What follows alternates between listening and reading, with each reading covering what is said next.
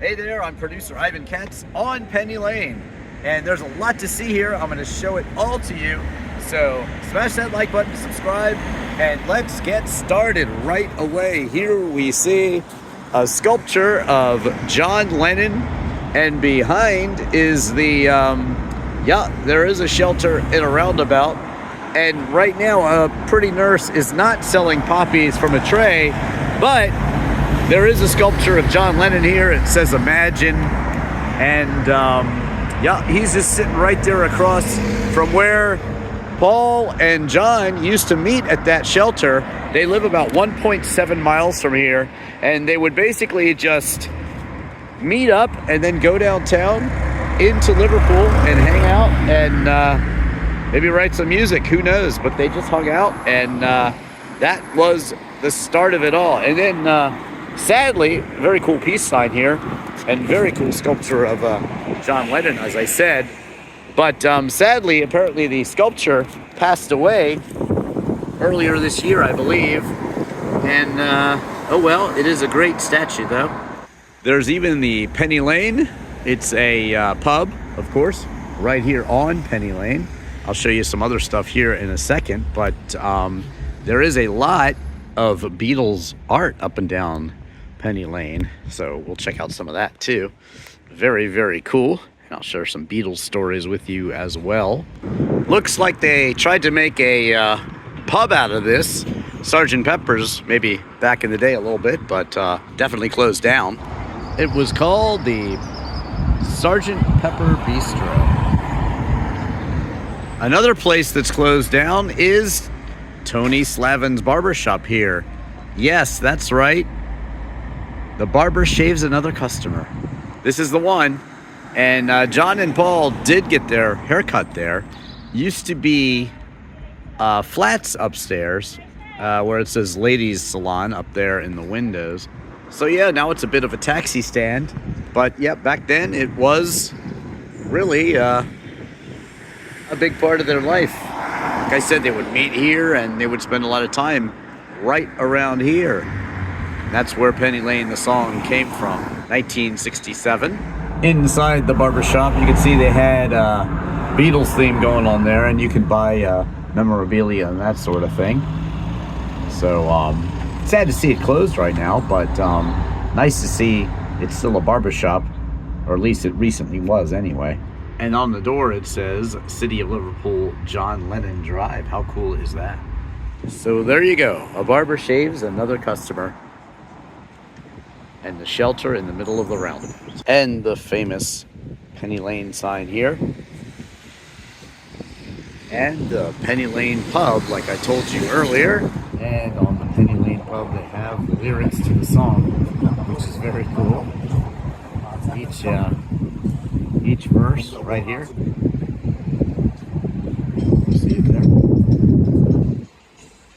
Very cool to see it all up there. You can sing along if you want. Musical references everywhere along Penny Lane. Very, very cool. Even into this kind of empty park here. Beautiful night though in Liverpool. Super cool right here on this building. Ooh, there's a whippet. On Penny Lane, of course.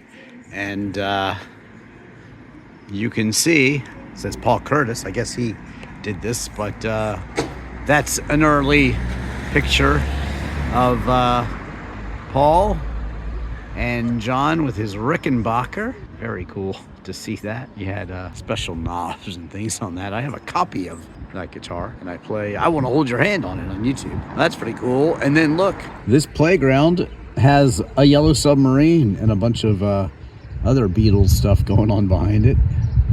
As you see, it says Penny Lane there. Must be Penny Lane Park or something. Really cool. And there you have a better zoomed out view of that really cool picture there. Awesome. And here we see the Dovedale Towers pub.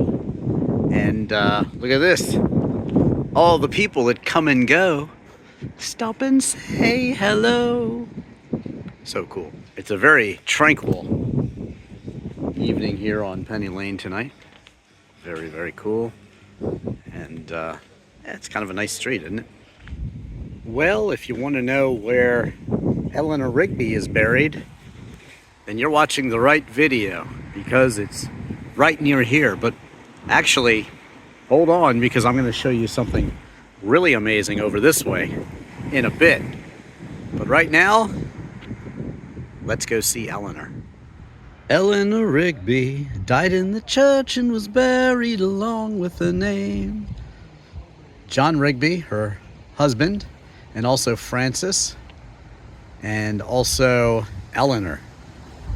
See? There you go. Eleanor Rigby. So John Lennon was actually a member of the choir, and he would have passed by this grave all the time, basically. So that's where it all comes from. And I guess the rest is history, right? This is the spot of Eleanor Rigby's grave, and this is where the boys got their first real aspect of the song. And if you remember coming back to this grave spot where the quarrymen would have been sitting, and this was John's little seat where he would sit in the middle having a smoke. But Eleanor Rigby is perfect eye height view of where you are right now. Okay, and on the same eye level, the same level is John Mackenzie. Yep. And Alfred Rigby. So when they were trying to find a new song to write upon, so they were doing Eleanor Rigby, they remember coming to this gravesite. That's where it comes from. And John Mackenzie over there. John Mackenzie. Father Mackenzie. They were originally going to do Father McCartney, and then they changed it to Mackenzie because they remembered the name sounding similar. Writing the words to a soul and that no one will hear. Well, this is really the la pièce de résistance for me. That is the church where Eleanor Rigby is buried. But this right here is even more famous. This hall right here, right back here. So this is it, everyone. And there is a plaque over there for a very, very good reason. In this hall on the 6th of July, 1957, that's where John and Paul first met. In this hall. The Quarrymen, featuring Eric Griffiths, Colin Hanton, Rod Davies, John Lennon, Pete Shotton, and Len Gary performed on the afternoon of 6th of July. And there's a nice fitting bell to commemorate it. At St. Peter's Church Fete. In the evening before their performance in this hall, Ivan Vaughan, wow, that's cool, that's my name, Ivan, who sometimes played in the group, introduced his friend Paul McCartney to John Lennon, and John recalled, "That was the day that I met Paul. That was the day that I met Paul, that it started moving." Yes, and it definitely started moving on that day. They would have all walked through here, and that is just amazing. The skiffle group that would become the Silver Beatles, and then the Beatles. Absolutely amazing. I'm just so thrilled to see this spot and be able to share it with you, along with the whole history of the Beatles here in Liverpool. Producer Ivan Katz here at the childhood home of John Lennon. 1945 to 1963, he lived here with his Aunt Mimi and Uncle George, his mom Julia having kind of just let him stay with his aunt. And so yes, it is part of the National Trust, and he lived here from 1945 to 1963. You'll see it's getting a restoration job.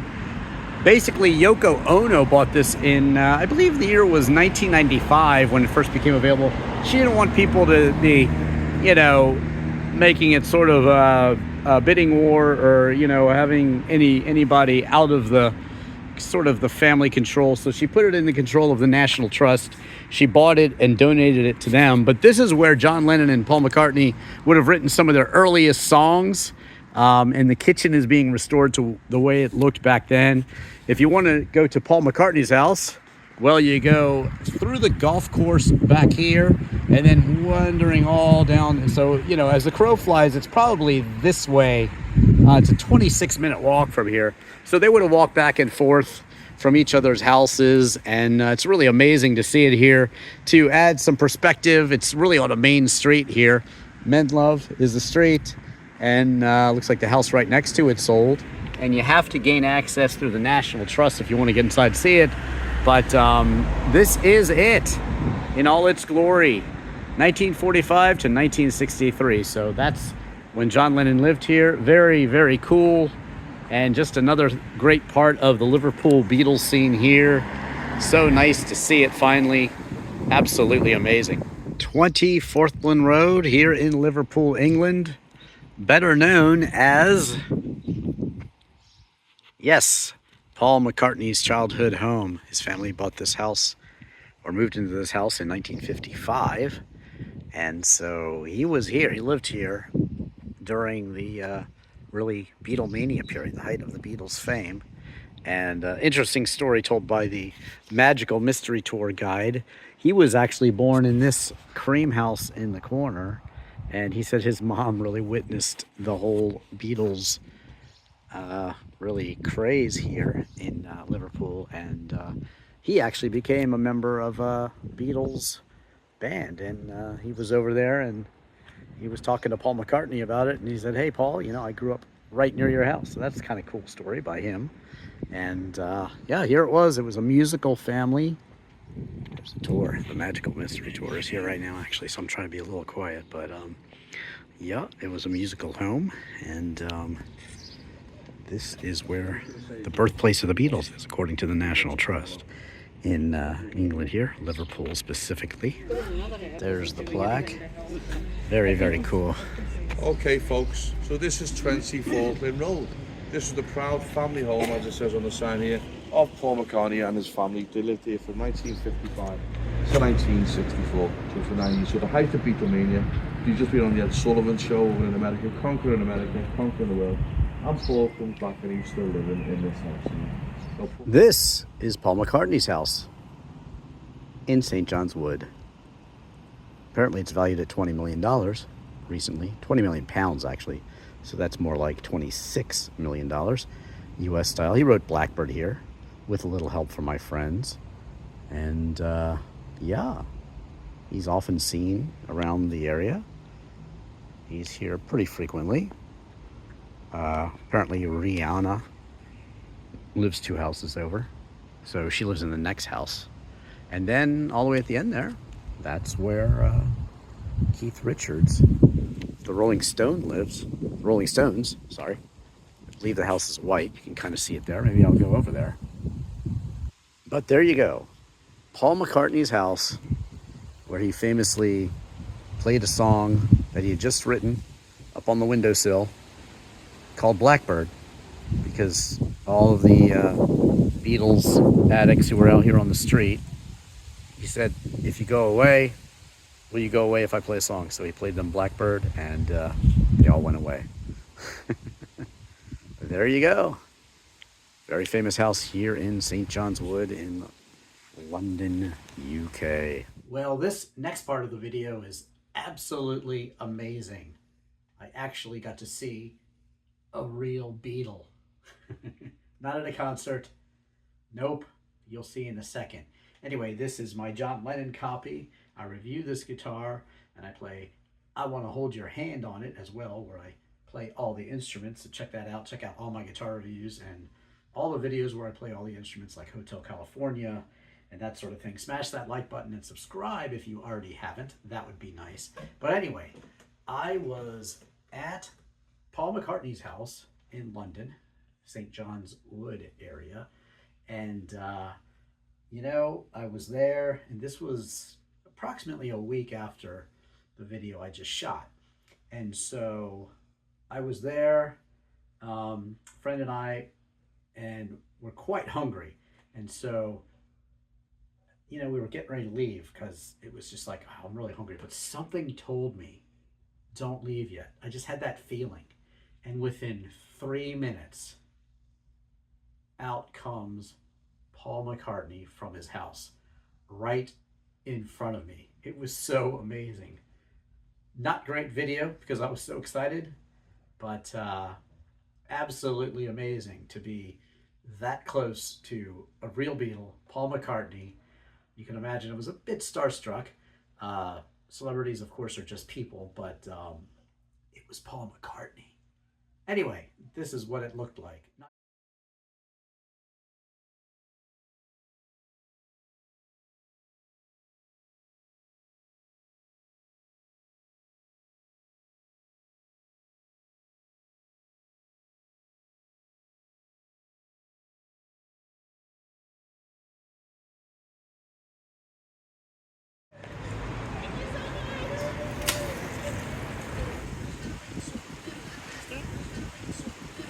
these gates right here are official Strawberry Fields replica gates. Yes.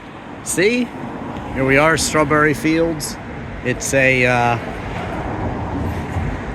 place that's really just down the street. It's a 9-minute walk from John Lennon's childhood home. So these are the original Strawberry Fields gates as John would have seen them. Actually, he climbed over the walls. So yes, when John Lennon jumped these walls back in the day, he was actually just trying to flirt with the girls at the all-girls school. And a lot of the lyrics from Strawberry Fields come from that. You know, he was, of course, running the risk of getting in trouble for, you know, going and flirting with some girls at a girls' school after he hopped the fence. So that's what he meant about nothing to get hung about.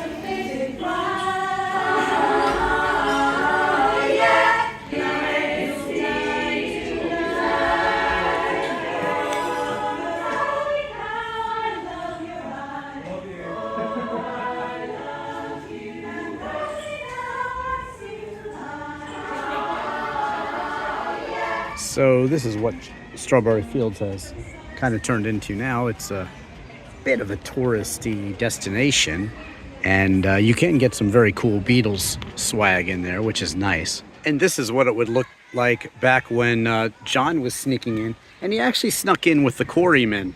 They all were along for the journey. It would have been when he was 15, 16 years old, about the same time that he was in the band, the Quarrymen.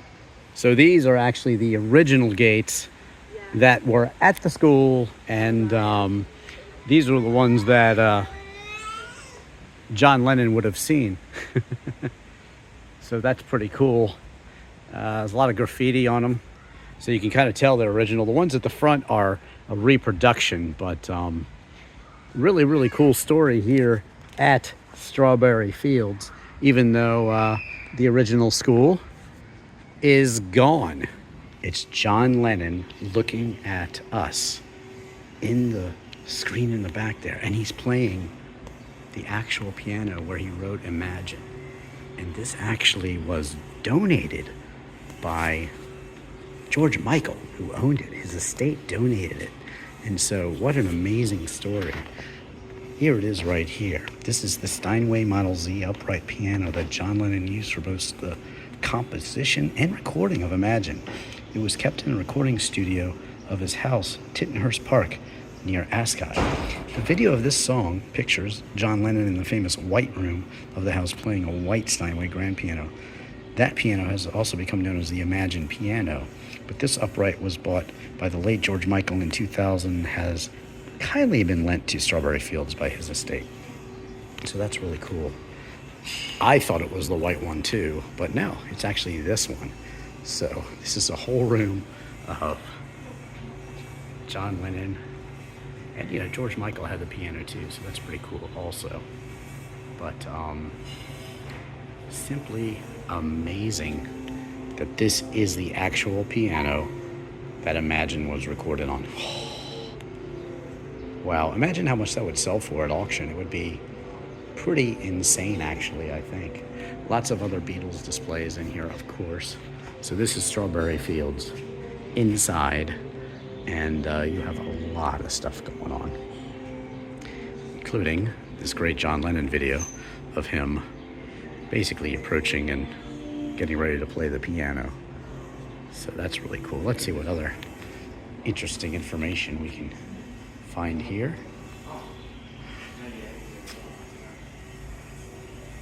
Wow, that's pretty cool with the gates there, the original gates that I just showed you.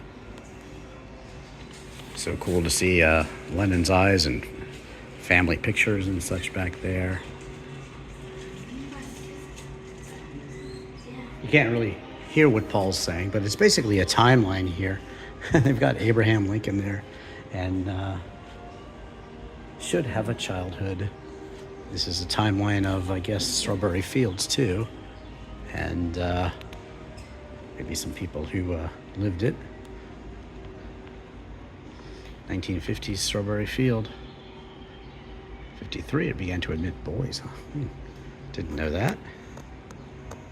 There was something about the place that fascinated John, recollected Aunt Mimi. He could see it from his window, and he loved going to the garden party they had each year.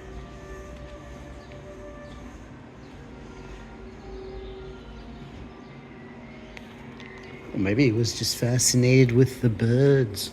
What do you think? Elvis, of course, they were big into Elvis. When I heard it, it was so great. I couldn't speak. Little Richard. The impact of Elvis on John's life was total. He was forced to recognize that there were better rock and roll singers. At the same time as he discovered Elvis, he made an even more momentous discovery, Little Richard. The story is that John Lennon couldn't decide on which of the two versions to release, so he left George Martin with the instructions to try to put them together.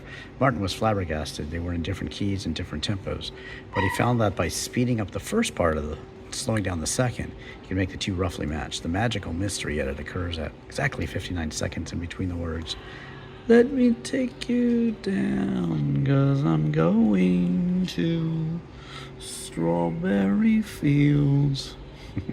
Nice.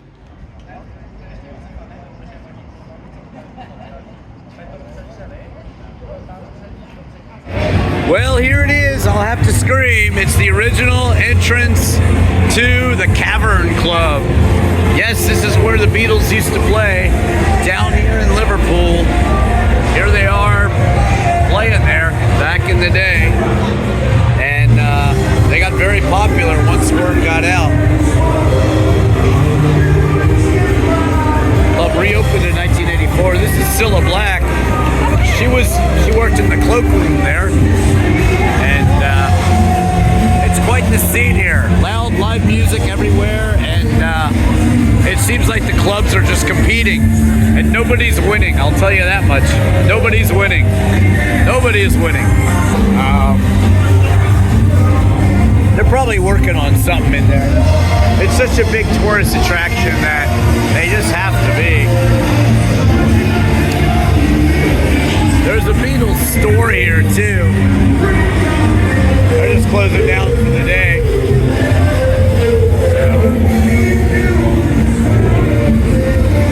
It's a crowded street. Sex Pistols. Never mind the Bullocks. Very, very cool here. And everybody wants to line up for that shot, you know?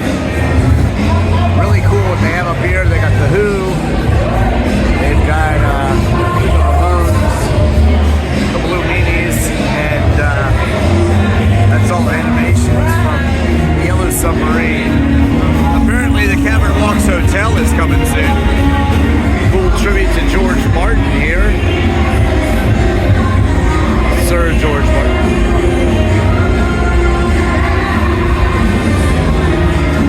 Very cool. The original entrance of the Cavern Club, established 1957. That's the door. Literally everything is Beatles related in Liverpool. This is the Liverpool John Lennon Airport. How cool is that? And they even have a yellow submarine right at the airport. How crazy is that? Like I said, everything is Beatles related in Liverpool. So there you have it, right behind me. That's where it all started. The skiffle group that would become the Silver Beatles, and then the Beatles, John Lennon's band, and he was introduced to Paul there. So that's where it all started, across the street.